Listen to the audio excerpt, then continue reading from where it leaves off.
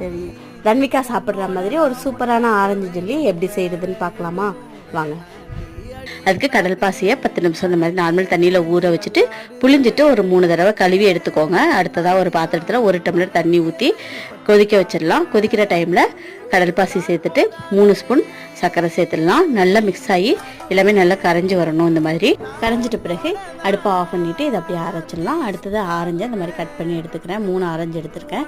நான் ஆரஞ்சுக்குள்ளேயே வைக்கலாம்னு சொல்லிட்டு சொலையை மட்டும் தனியாக மிக்சியில் எடுத்து ஜூஸாக அடிச்சுக்கிட்டு அதை வடிகட்டி எடுத்துக்கிறேன்.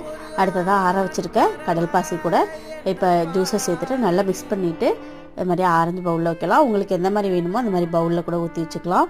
எந்த மாதிரி ஷேப் வேணுமோ அதுக்கேற்ற மாதிரி வச்சுக்கோங்க. ஃப்ரீசரில் வச்சிங்கன்னா 1 ஹவர்லேயே செட் ஆயிடும். வெளியில் வச்சிங்கன்னா 3 ஹவர்ஸ் வச்சு எடுத்துக்கோங்க.